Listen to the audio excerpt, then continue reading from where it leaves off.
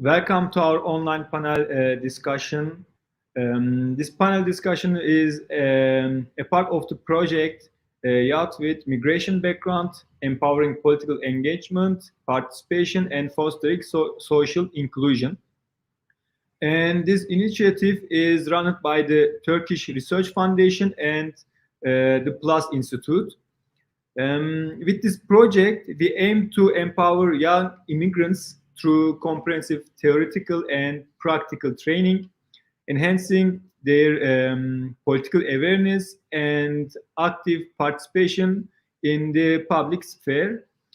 It's also worth to mention that this project is supported by the Turkish National Agency and funded by the European Union.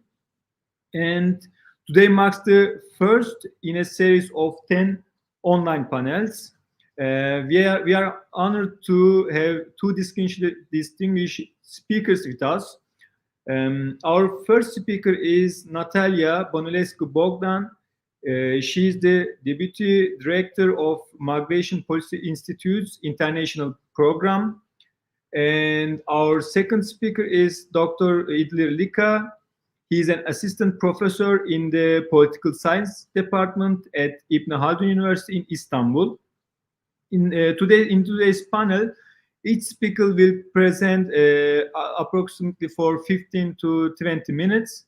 And it's also worth to note that this panel is, we are live streaming this panel, and you can watch it on YouTube. And at the end of this panel, we will save this panel in our website, designed for this project, so other young immigrants can benefit from this presentation in the future. So let's start with our first speaker, Natalia Bănulescu-Bogdan. The floor is yours. Thank you so much, Ayhan. It's a pleasure to be here, and I'm looking forward to the discussion. I want to start a little bit by talking about why combating misinformation around migration is so critical, and then go into some of the tools that we have to combat it. So obviously, we know that there is a large amount of distorted and misleading information on migration, which contributes to a lot of mistrust between groups, discrimination, outright xenophobia. It really sows a lot of the societal divisions that we're seeing in a very highly polarized time. And migration is one of those issues that is particularly susceptible to misinformation. It's a very complex topic. Even top experts can reasonably debate the interpretation of facts and even quote unquote hard data. Second, it's a highly emotional issue, so it's very tied to people's sense of identity and belonging in the world, which kind of pushes it outside the realm of facts in a lot of ways. And third, migrants and people of migrant descent are often underrepresented in media.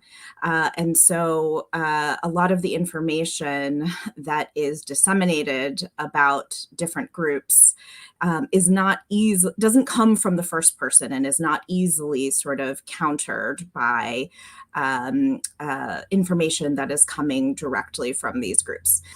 And I think some of our natural impulses for how to correct the spread of misinformation and correct some of these imbalances might lead us in the wrong directions sometimes. So a lot of the interventions we see around combating xenophobia, for instance, are focused on promoting positive narratives to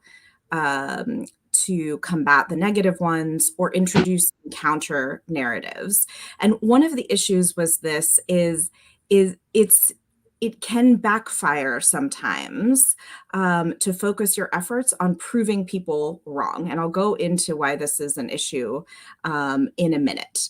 And so there's a desire to get more to the root of the problem. So interrupting fake news or misinformation or harmful information from gaining ground and gaining traction in the first place, because it's so difficult to actually intervene once it is alive and spreading already in communities.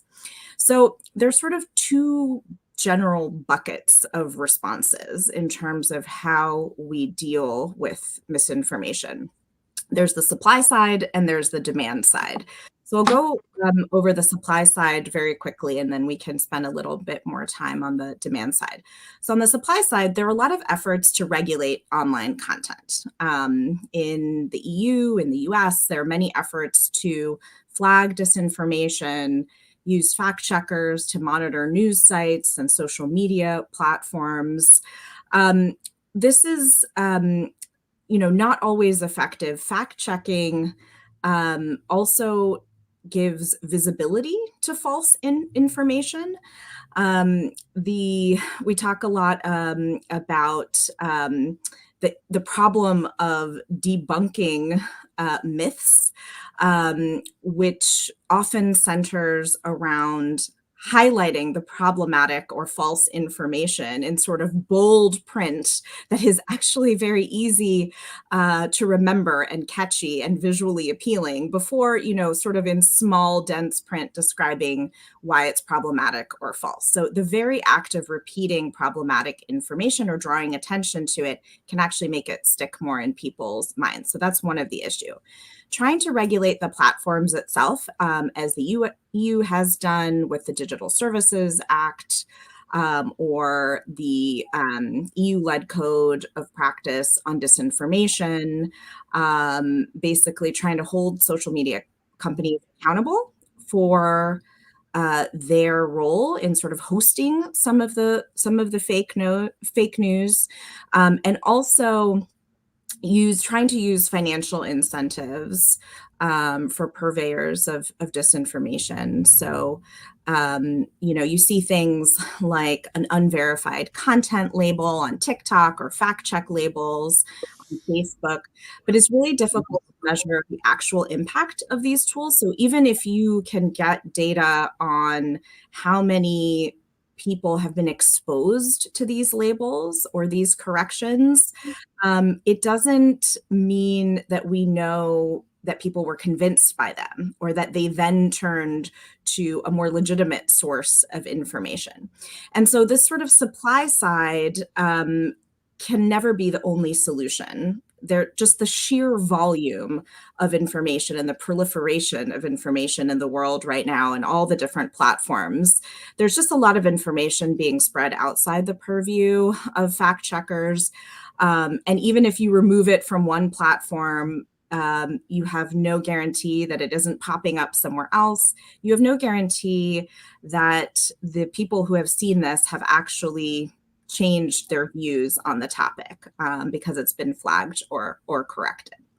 And so I think quite rightly, there's a sort of renewed focus on the demand side or the user side. So trying to instead shape how people absorb information, give people the tools to make better decisions when they're evaluating the information in front of them and deciding what's credible, getting people to be more discerning consumers and disseminators of information in a sense. And so you have all of these media literacy programs targeting youth.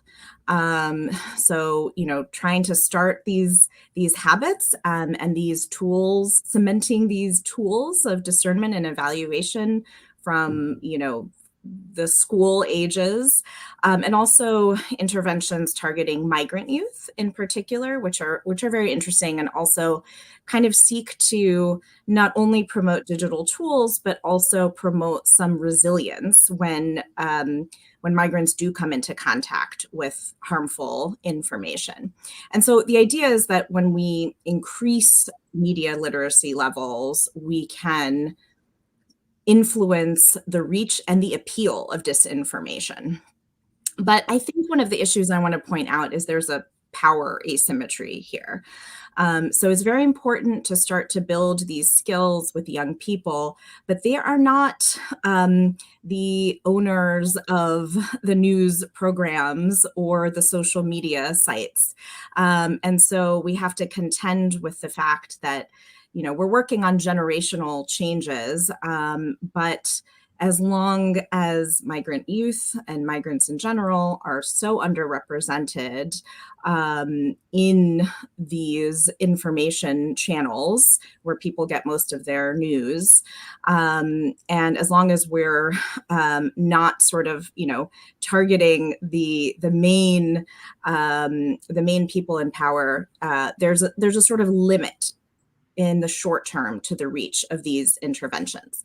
But there's certainly some interesting things, like, you know, UN campaigns to get people to pause before they share. So just taking that moment to think, is this information credible? You know, is just not blindly clicking and, you know, sharing with all of your followers, but sort of taking that extra step to reflect. And I think there was some interesting studies during COVID, where there were interventions to simply ask people to consider whether a headline might be true or false before they shared it. And there was some data suggesting that just this very small, simple intervention actually decreased the spread of misinformation around COVID. And so you have this set of interventions focused on empowering users to recognize and flag disinformation. But another issue I want to point out is these interventions assume there is a clear and bright division between facts and falsehoods, facts and disinformation. And in fact, there are a lot of gray areas between facts and outright falsehoods. So obviously on the extreme side of the spectrum, there's information that has been fabricated to deliberately mislead, often with the express goal of actually increasing societal divisions and promoting prejudicial positions against immigrants and minorities. But there's also this big fuzzy gray area in the middle.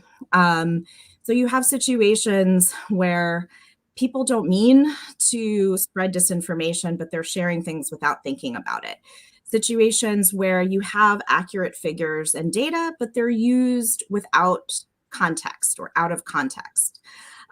Situations where headlines or images aren't connected to the content of the article, or where people are citing things in good faith, but don't maybe have the resources to actually fact check and verify all of the claims that are being made. And so sometimes we think about conspiracy theories and disinformation as sort of on the fringes of the internet, but this middle category, this gray area, can actually be found in mainstream media, and it's not always malicious.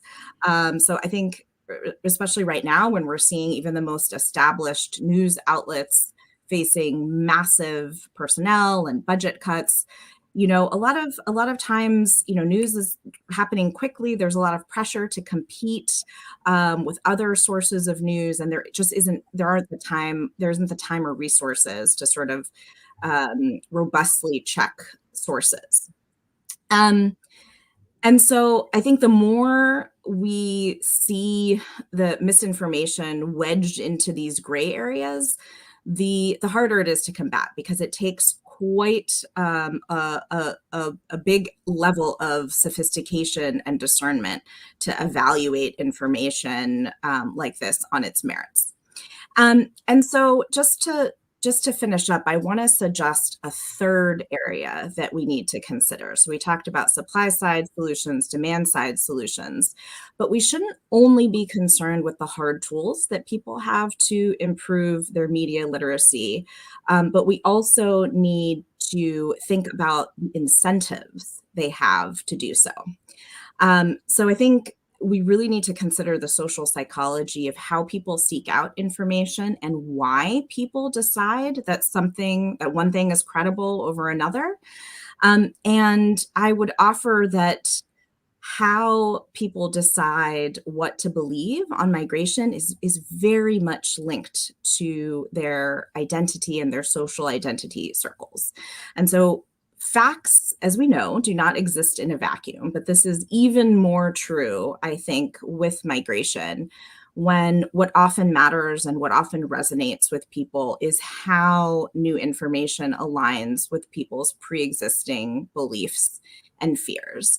And so, especially when people are absorbing information that comes through social media, through WhatsApp, through Signal, through their social identity circles, this is how people filter the massive amount of information they're being fed on migration, which is often contradictory. And so when you don't know what to believe, it's actually quite reasonable to trust more the information that's coming from your trusted circles of identity. So if somebody you trust shares information or gives you a frame with which to interpret things happening around you, this is actually a very valid way of creating meaning. And it means that this competes with the more academic style kind of media literacy that we are trying to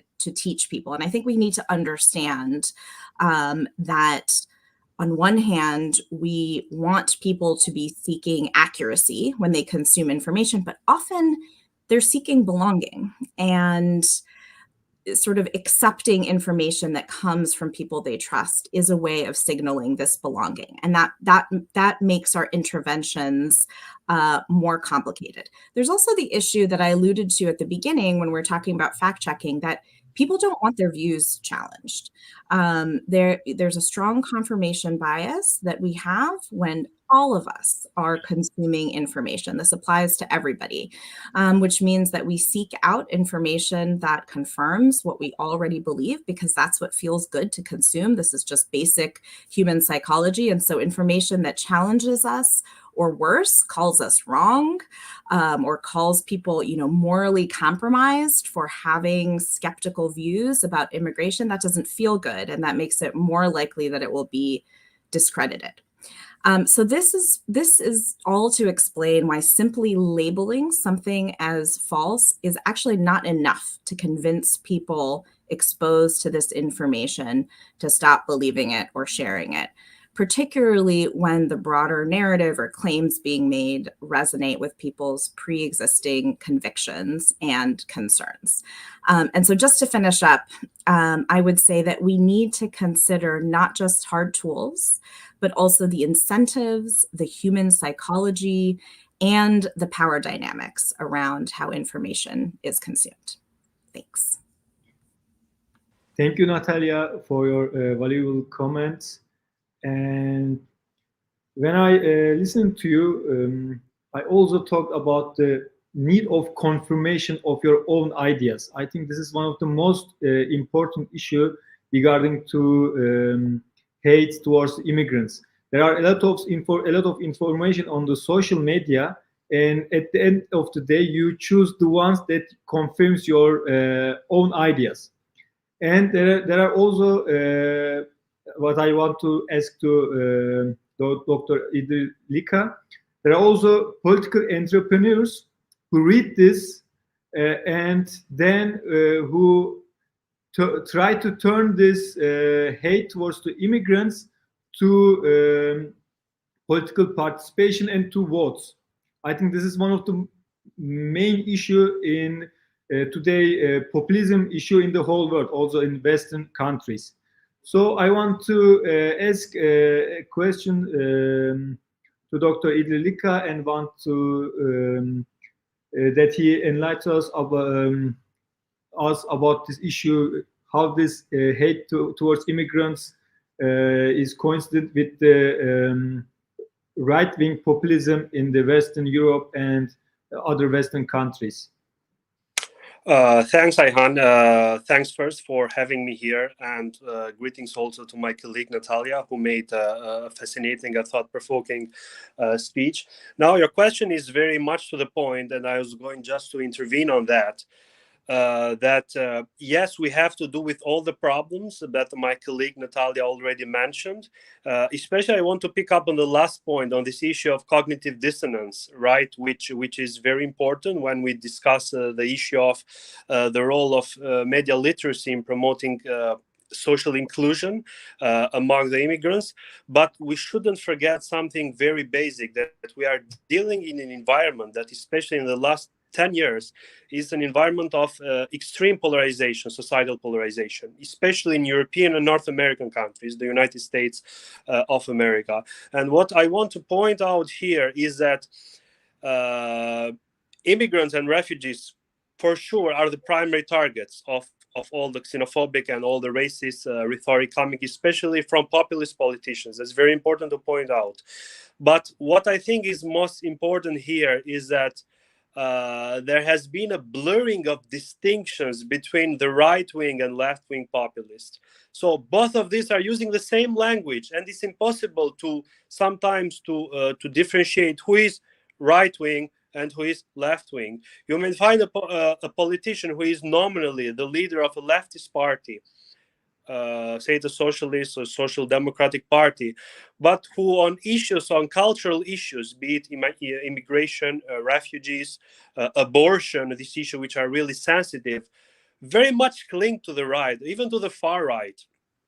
I mean, I'm going to give you an example of a topic which I'm currently studying, and I published something on that.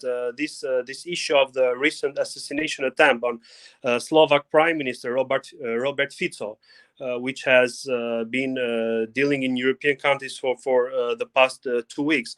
I mean, Fico, who is a former Communist Party member, is nominally the leader of a leftist party, Social Democratic Party, SMER, Social Democracy. That's the name of his party. But on attitudes towards immigrants and on refugees, he has gone so far on the right that it's impossible to distinguish between him and a far-right politician. And you can hear very, very frequently, I mean, for example, because Fico was recently re-elected as prime minister, I mean, high-level officials from his parties, for example, I remember that they characterized the Romas as animals in zoo, right, which was extreme speech. And Fico actually went behind these politicians from his party by saying that the majority, or the absolute majority of the Slovak people, actually thinks like that unfortunately Romas are like animals in a zoo. So you see that this speech is really problematic, and especially when coming from leftist politicians, which normally shouldn't be like that. You said the opposite, shows to us the blurring of distinctions. So this is the first point. The second point is that, which Natalia also mentioned, we also need to think about on how attitudes towards immigrants, right, fit into the beliefs and the conception that the citizens of the countries that we are dealing with have towards this. So this is also very important. So it's not only an issue of cognitive dissonance, it's also an issue on how citizens of host countries, let's call it like this, or host societies, think towards the refugees and immigrants.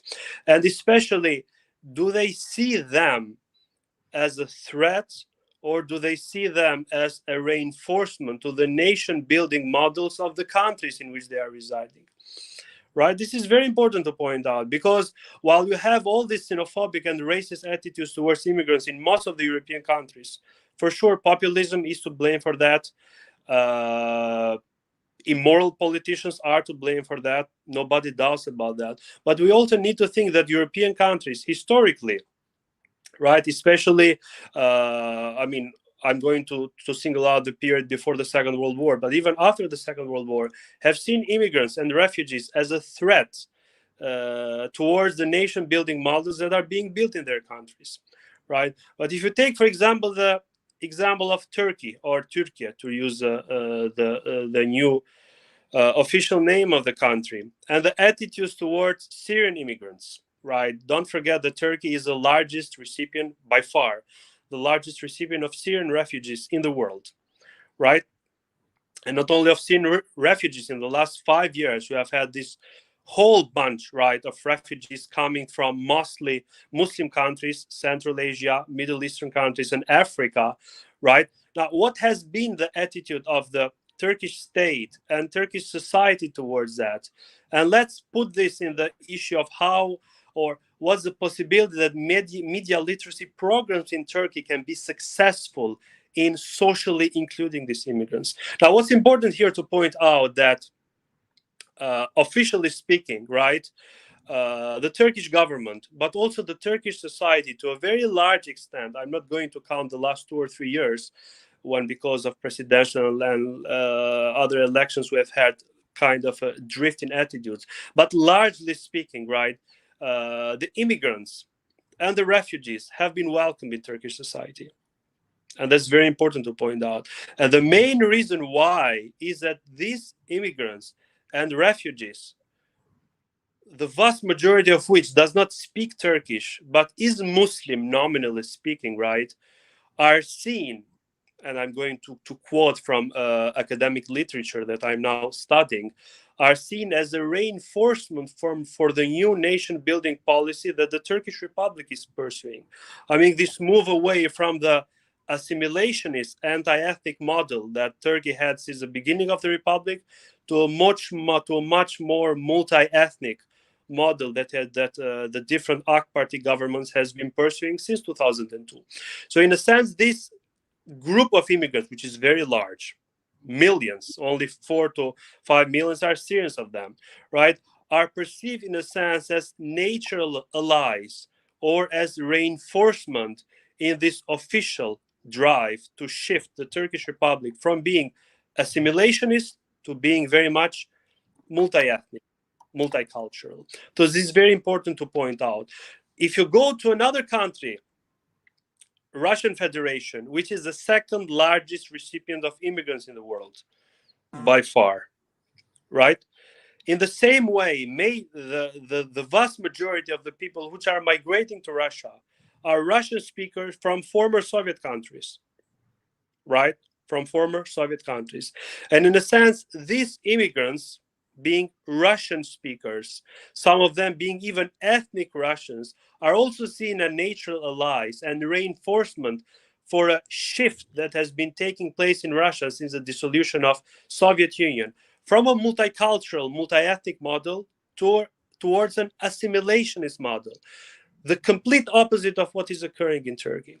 So you see that in these two cases, there is a reinforcement between the immigrants which are being received and what the government is officially trying to do with the nation building models.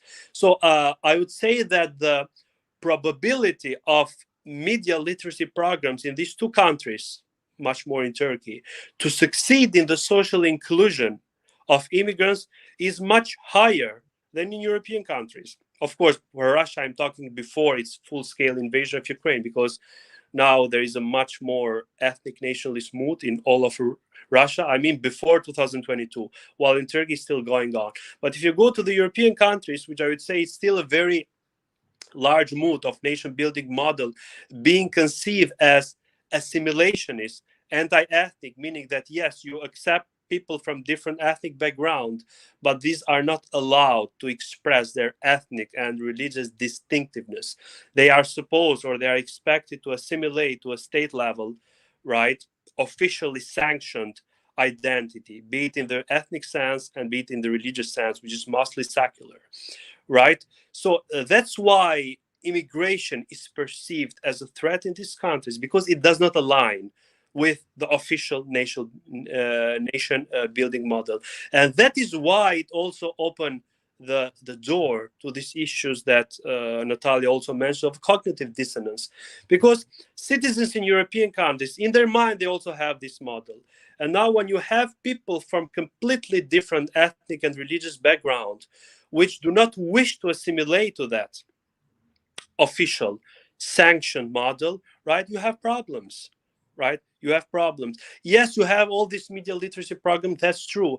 But again, the possibility of them become successful, right, is very doubtful in such an environment. When you have polarization, you have populist politicians, you have issues of cognitive dissonance, and you have also issues of divergence from the official policies that the government in these countries are trying to pursue. So I think that these examples that I brought forward of Turkey and how immigrants are perceived, and in the example of Russia before the invasion of Ukraine, on how immigrants were reinforcing the anti-ethnic and assimilationist nation model that the Putin regime has been pursuing, and in the case of Europe, how these are actually diverging from the pre-held conception of the people and from the official policy of the governments, actually provides food for thought on how and when, in some cases, media literacy programs can have more possibility for becoming successful,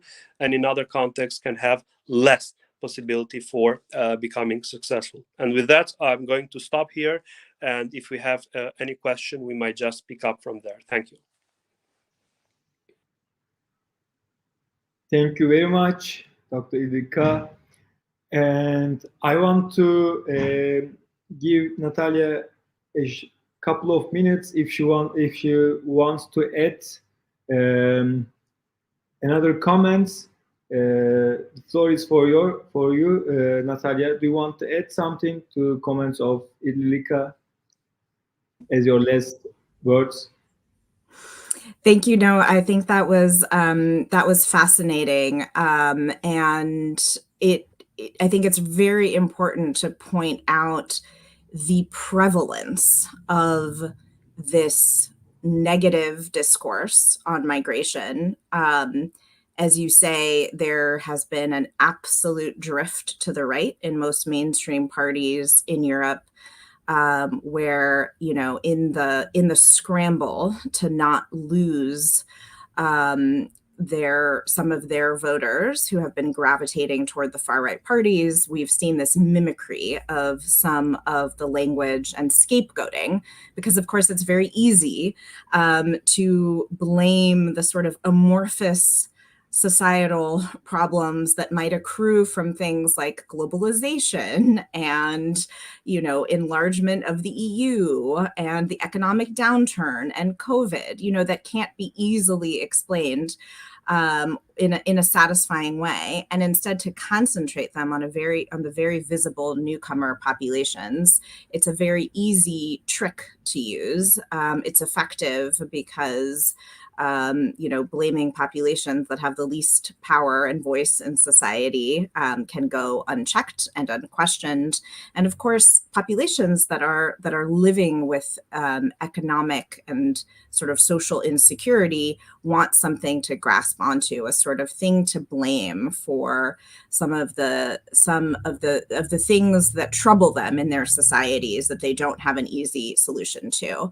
I think the thing to watch out for is if there can be a sort of reversal of this trend when people realize that, okay, we've elected these far-right politicians and conservatives or centrist parties with increasingly anti-immigration views, and actually they didn't solve any of the problems that they said that they alone were equipped to solve.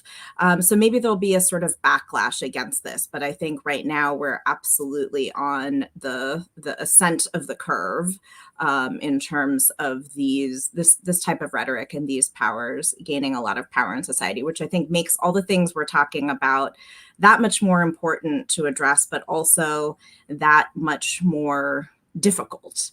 And so, you know, I think we, you know, have to keep in mind what tools are really realistic in which settings. And also, as Dr. Lika mentioned, the kind of underlying context also that these interventions are falling into or being sort of dropped into, where if there isn't an overarching frame for the integration of migrants, supporting diversity in multi-ethnic societies, accommodating some of these differences as becoming part of the new fabric of society, then, you know, without that sort of backbone of support, it makes it just all the more difficult for these one-off interventions to succeed. So we kind of have to focus on both the big picture as well as these smaller, more targeted interventions at once. Thank you, Natalia. And Dr. Lika, do you want to add your last comments? Not any specific one. I'm just an apology. I was not as specific as my colleague on the issue of media literacy. I'm more focused on my area of expertise, which was on comparative politics of different nation building models, and how can this impact the issue of the role of media literacy on the social inclusion of immigrants. But I want to thank my colleague. I learned a lot from her, and I think it was a good synergy of connecting her expertise on the issue of media literacy, and also what I brought from the comparative politics literature, especially on the issue that I saw that she agrees with on the blurring of the distinctions that exist between left-wing and right-wing populism. Right-wing populism, we already know that, but for leftist politicians nominally to drift so much to the right, even to the far right, I would say that's totally exceptional, I would say, and not good at all for the prospects of social inclusion of immigrants in Europe. We now have European parliamentary election just this Sunday on the 9th of June. A very charged atmosphere, right? That's going to play a very big role. And as I told to you, we are just coming from an assassination attempt on the prime minister of a NATO and EU member state, Slovakia's Robert Fico, right? Who is normally also known to be very pro-Russian in his views. So, and what I actually thought that all of this is symptomatic of the extreme polarization of European societies. And I think that this assassination attempt is also going to add more fuel to this very divided social fabric. And I hope not, but maybe we're going to see the ramification of that in the elections that we are going to have this Sunday. And perhaps it will going to be a much more difficult social environment than for immigrants in Europe after that. Thank you. Thank you very much. I think this was a good panel to understand the underlying reason to the problem of hate towards immigrants. So we looked at it from a media perspective and also from a political scientist perspective.